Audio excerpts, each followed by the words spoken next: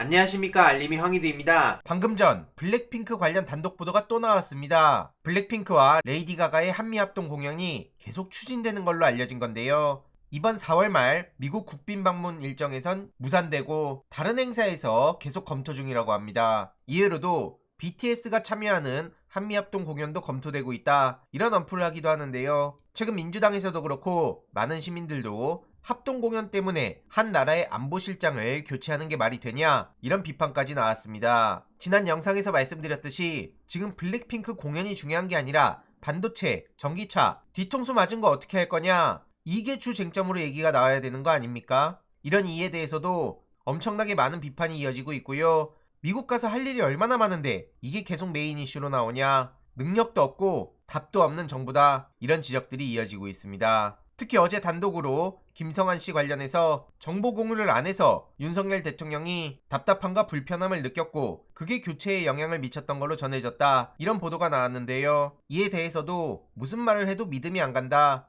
12구 참사 희생자가 159명이나 나왔는데 책임자 처벌은커녕 담당자 교체도 안 하더니 블랙핑크 공연 무산됐다고 담당자 바로 교체하냐, 말이 안 된다, 이런 비판까지도 나오고 있죠. 그래서 많은 시민들 사이에선 이거 김건희 씨가 뒤에서 이것저것 불만을 제기해서 그런 거 아니냐, 라는 합리적 의심을 하는 거고요. 이해로도 윤석열 대통령은 독도는 우리 땅이라며 조만간 한일 관계 원칙을 다시 한번 명확히 밝힌다고 합니다. 그런데 어제 생방에서도 말씀드렸듯이 독도는 우리 땅임을 분명하게 말하는 걸 왜 조만간 해야 됩니까? 이런 이에 대해서도 진짜 머리가 나쁜 거냐, 독도가 우리 땅이라고 말하는 것도 날짜를 잡고 외쳐야 되는 거냐, 이런 비판에도 엄청난 공감이 이어지고 있습니다. 그리고 야구장 가서 시구는 하고 4.3 추념식은 안 간다, 이게 말이 되냐? 분명히 대선 후보 당시엔 유가족과 도민들이 실망하지 않도록 윤석열 정부는 다르구나 느낄 수 있도록 하겠다, 그렇게 실컷 떠벌리더니 이제 와선 해외 순방 준비다, 일정상 이유다, 이런 식으로 택도 없는 소리로 불참을 한다는 겁니다.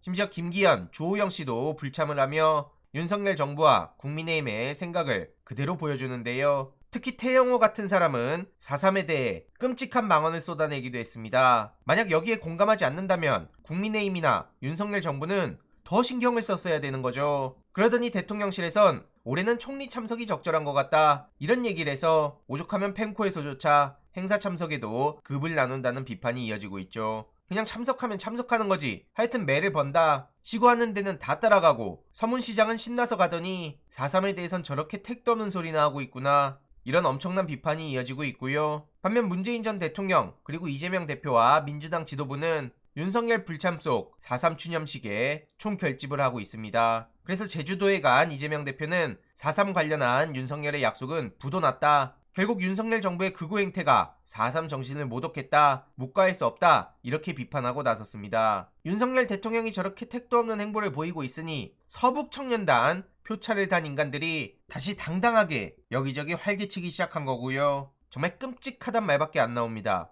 그리고 방금 전 유시민 작가님의 칼럼이 올라왔죠. 이번엔 경제 관련한 내용이 핵심입니다. 대통령의 헛소리를 지적하며 근거 자료로 대통령실 홈페이지에 올린 보도 자료를 요약하고 이와 관련한 비판을 한 건데요. 대한민국 1호 영업사원이란 자세로 띄었다, 이렇게 홍보하고 있지만 정말 헛소리라는 거고요. 확인할 수 있는 데이터 자체가 없다는 겁니다. 경상수지 적자의 주요 원인은 중국 수출 부진인데 아무 대책도 없이 그저 탈중국 외치면서 미국의 중국 봉쇄 정책에 끼어든 게 바로 윤석열 대통령과 그 주변 사람들이고요. 대통령은 참모가 써준 말씀 자료를 영혼 없이 읽었을 겁니다. 대통령 자체가 아무 생각이 없으니 정말 끔찍한 일들이 계속 벌어지는 거고요. 결국 그의 무지와 무능과 태만이 1997년 IMF와 비슷한 재난을 불러들이는 게 아닌가 싶어서 겁이 난다는 겁니다. 박정희 전두환도 무섭지 않던 유시민 작가가 윤석열을 무서워하다니, 이렇게 마무리되는 내용인데요. 시간 나시는 분들은 댓글로 링크를 고정해둘 예정이니 한번 읽어보시길 바랍니다. 어쨌든 지지율 추락에 놀란 당정이 뭔가를 하는 신용을 하고 있는데요. 서진 정책과 민생 투트랙으로 위기를 넘는다고 하는데 당장 최근에 김재원 수석 최고위원이 5.18 관련 망언을 했는데 서진 정책이 되겠습니까? 민생은 앞에 말씀드렸듯이 제2의 IMF가 오는 거 아니냐는 위기가 나오고 있는데 윤석열 대통령은 대책도 없고 거기에 끌려다니는 국민의힘 지도부가 뭘 제대로 할 수 있겠습니까? 심지어 이르면 4일 내일 양곡관리법 거부권 행사할 거란 얘기도 나오고 있고요.